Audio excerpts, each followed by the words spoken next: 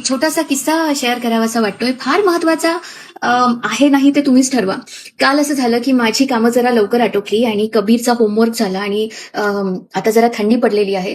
तर रात्रीचा किमान एक 1 तास असेल, एक अर्धा पाऊण तास, 1 तास जास्तीत जास्त, की मी त्याच्यासोबत तो झोपण्याच्या आधी भरपूर खेळले.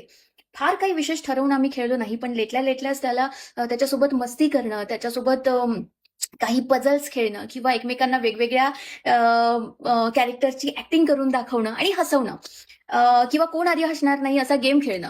असे छोटे-छोटे गेम्स आम्ही खेळत होतो आणि तर तो एक वाक्य बोलला मध्येच, की "थँक यू. मला ना आज खूप छान वाटलं, की तू माझ्यासोबत एवढं खेळलीस."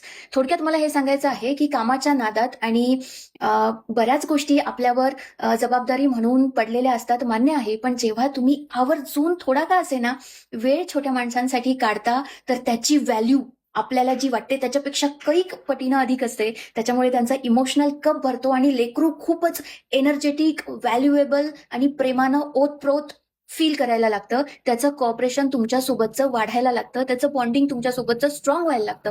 त्याच्यामुळे मॅग्नाटाइल्स असो किंवा कितीतरी हजारो रुपयांची खेळणी आहेत, की जी त्याच्या अवतीभोवती पडलेली असते आणि तुमच्याही घरात असंच वातावरण असेल कदाचित. पण तुम्ही त्यांना जो वेळ देता, जो क्वालिटी टाईम त्यांच्याबरोबर स्पेंड करता, तो सगळ्यात जास्त महत्वाचा आहे.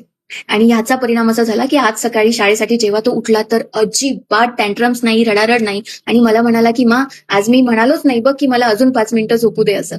तर तुमची एक छोटीशी कृती खूप मोठा इम्पॅक्ट क्रिएट करत असते. महत्वाचं हेच आहे, की तुम्ही कन्सिस्टन्सीनं तो वेळ त्यांना दिला पाहिजे. Thank so much.